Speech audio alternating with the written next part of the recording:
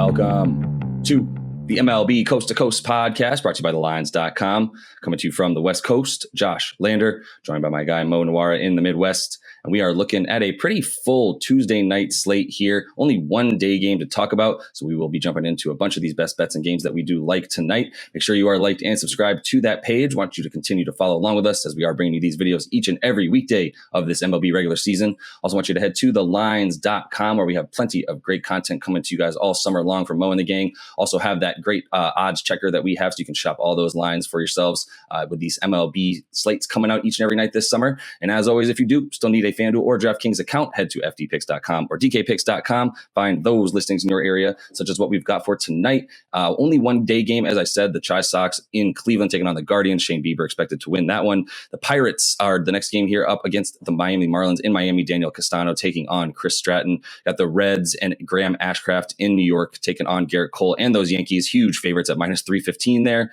The Mariners, Chris Flexen taking on Josiah Gray and the Washington Nationals. Boston Red Sox, Chris Sale is in Tampa Bay taking on Corey Kluber. A couple of the old heads there trying to relive some of the old magic. Got the Chi Sox in that second game there at the Guardians, the doubleheader there, minus 165 for the White Sox there as we wait for the official pitching matchups to be named.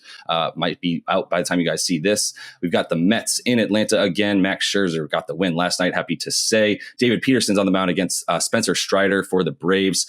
Milwaukee Brewers, Jason Alexander on the mound taking on the Twins, and Josh Winder in Minnesota. The Dodgers and Mitch White are in St. Louis taking on the Cardinals, and Matthew Liberatore. The Orioles, a game that we are going to talk about. Jordan Lyles taking on the Cubs, and Adrian Sampson in Chicago. A couple of youngsters on the mound there. Well, at least one youngster on the mound there. And the Oakland A's and James Caprialian, I'm never going to say it correctly, and Glenn Otto for the Rangers on the mound in Texas. Got the Tigers and Bo Briesk in Kansas City taking on Chris Bubich. Probably some angles we like there. Mike Clevenger and the Pods taking on the Rockies, and Austin Gomber in Colorado again. Houston and Luis Garcia taking on Syndergaard and the Angels in Anaheim. And the final game of the night there, you got the Diamondbacks and Dallas Keuchel kicking things off at about 6:45 p.m. on the West Coast against the Giants, and Logan Webb minus 210 for Webb and the Gigantes there. I know we are going to start with the game that you prefer here in terms of your best bet so far, at least where you were able to get this line. The Tigers pretty much even money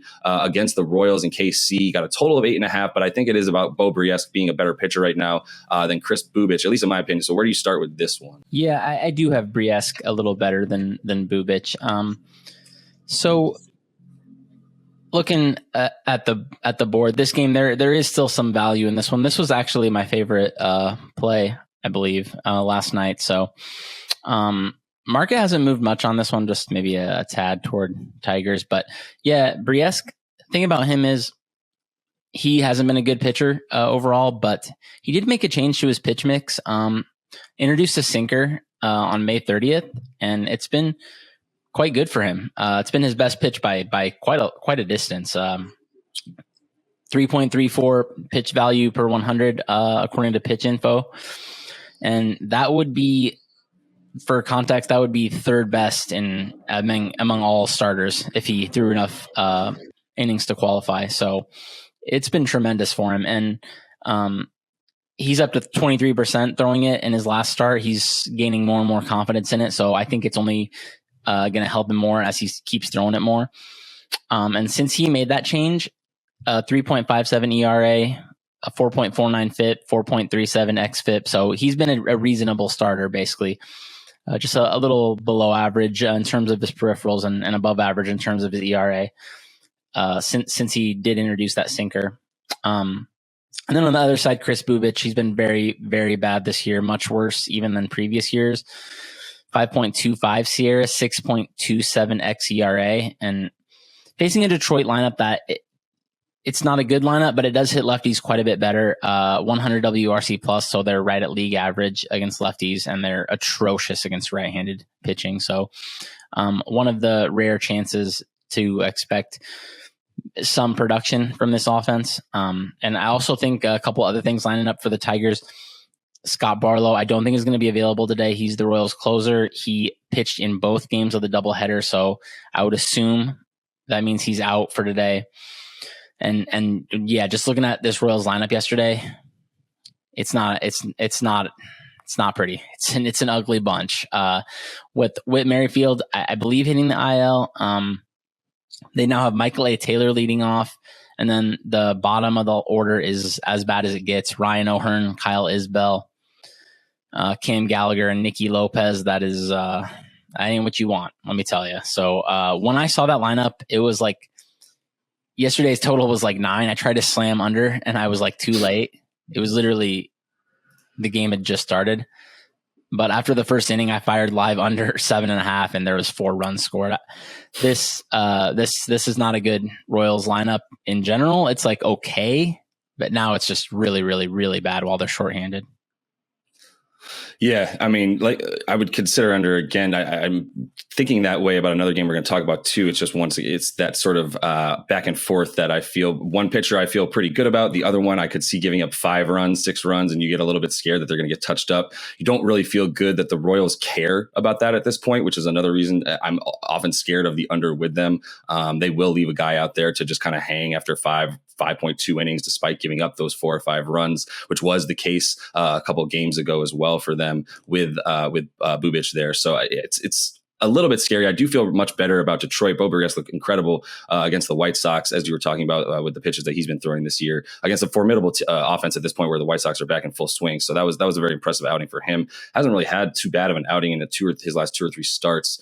So I think you can continue to feel pretty good about the youngster. Who's played much better than he was at the beginning of the season, although we did expect a bit of that positive regression for him. And I think he's in the middle of that right now. So let's move into Chicago, where the Cubs are taking on the Baltimore Orioles. Jordan Lyles versus the youngster Adrian Sampson, who's looked pretty good as well this year, despite not having a record at all yet. A total of 9 runs. This is the game where I was considering potentially a total, but I know we've got the Cubs here, a bet on the total, rather specifically the under. But kick things off for me with the Cubs and their minus 120 on the money line there.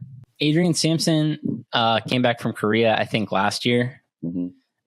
It's hard not to be convinced that he's doing something quite a bit better this year, just based on his numbers basically across the board. 3.64 xERA, 3.41 Sierra, and this is from somebody with a 4.93 career ERA and a 4.6 Sierra. So he's been quite a bit better, still working in a small sample, but when his hard contact goes from 42% to 27%, I mean, his exit velocity is a little below, I would say, the league where you would see the league average around 88, 89. He's at like 87.7, I think it was. He's close to league average on swinging strikes. His chase rate is above league average. So I think he might be close to an average level pitcher, which is weird to say when he's been so bad for so long. And just, it's weird because when you look at it, I'm always, when I see a guy make a jump like this, I'm looking through pitch mix, I'm looking through velocity. I'm not really finding a lot with Sampson.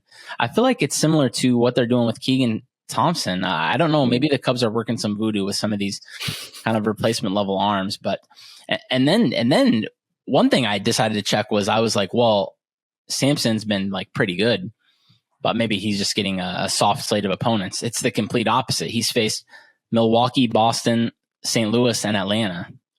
So he's doing very well against a very strong lineup of offenses.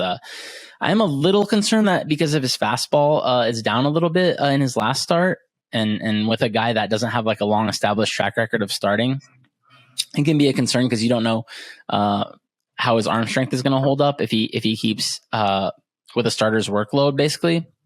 I also like that the Cubs are back at full strength on offense, like their counterparts across the city. Seiya Suzuki's back, and Wilson Contreras, I think, rejoined the lineup over the weekend. I do think Sampson is a better pitcher than Lyles, and I do think their lineup, according to the numbers, is a little better than Baltimore's. So I do think the Cubs should be like minus 125 here. It's pretty close right now. I think if you can get minus 115, it's okay for a bet. Around minus 120, it starts to get like basically you're not really going to get much value, I don't think. I haven't pulled the trigger on this one yet, so I'm just going to watch and see where the line goes. Yeah, it makes sense. I mean, I feel pretty good betting against Jordan Lyles as well right now. I mean, he had a decent outing last time. He only gave up the 1 run on 4 hits in just about 5 innings. But, the Sampson, you're talking about all the numbers that look great for him. I mean, he's actually got some numbers that are unlucky against him. Pretty high BABIP this year.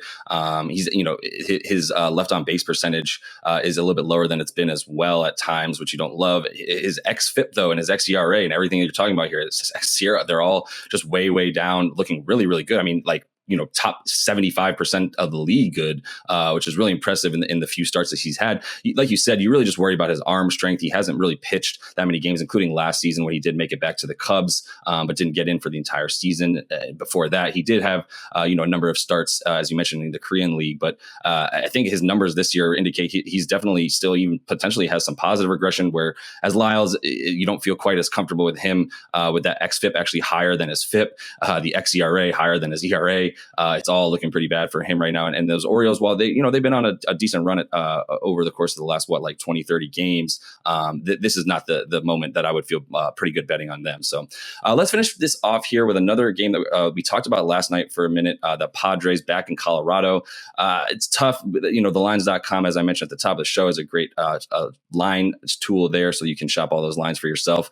San Diego, I know you hit last night at about minus, a little bit better than it is right now. I'm seeing it at minus about 140 in most places. Another total of about 11.5. That one I'm not touching, although I did hit the under on that one last night. But this is a slightly different scenario. So what do you think about in this Mike Clevenger versus Austin Gomber matchup? Yeah, it got hairy for us for a second last night, but we scooped it. Padres in the under, barely. Taylor Rogers decided to make it interesting. Right. Yeah, I got the Padres at like minus 126. I think it was pretty good value. Still a couple minus 135s out there. I think that's barely okay, maybe for a bet. It's pretty close though. It's two offenses that are facing. One offense facing the side it hits better. Padres, we know they can't hit right-handed pitching, but they have hit left-handed pitching this year. Rockies is the opposite. They have hit lefties. They don't hit righties at all. Rockies are facing a right-handed pitcher. Padres are facing a left-handed pitcher. So that's already, I'm interested in the Padres. And then when I look at Austin Gomber, he's been pretty terrible so far. He was a big-time horse for me last year, won me quite a few bets, but seems like maybe that was a fluke or something's gotten worse for him this year. Sierra still thinks he's pitching fine, but when I look at his complete inability to earn strikes, I'm getting pretty concerned there. Swinging strikes are down and called strikes way down. And that in particular makes me concerned in Coors, because that tells me he's not commanding his pitches. And when you don't command in Coors, the ball goes very far, much farther than most parks. And then, so I checked his home road splits. Sure enough, he's got a 4.11 WOBA allowed at home, which is ungodly bad. And he's losing almost 3 strikeouts per 9 relative to his road starts. And you might think that this is just like somewhat normal, or at least like an exacerbated trend that he's done in the past, but it's not. He's actually been better at home over his career than on the road. So I think, his command is off, and it's just getting punished at home in that park. So Mike Clevenger, he's been very good this year, just 3.34 ERA, and his peripherals say he's basically earned it. Not too much worse than that. I would say he should be like a 3.5, 3.6 type ERA pitcher. So pretty good edge for the Pods across the board here. And I thought they should be like more like minus 145 here. So did take the Padres. Don't know if I would recommend it at this point. I would just watch the line and see if it goes the other way at any point. Rockies also shorthanded without Chris Bryant still. He's on the paternity leave, I think. So it's not a speculation like it was yesterday where I wasn't sure if he would play. He's not going to play.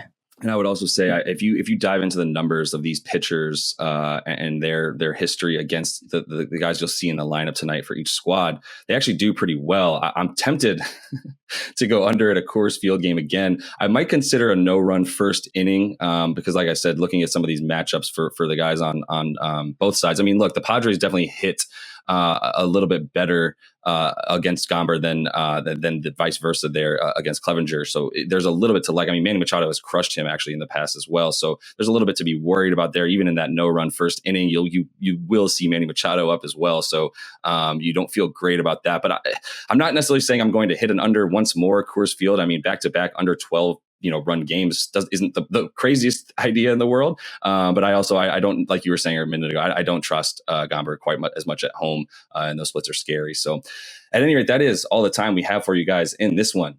Make sure you are liked and subscribed to that page. Continue to follow along with us. We are going to be back with you guys tomorrow with another set of videos for you as we roll along in this MLB regular season. So until we see you next, happy betting.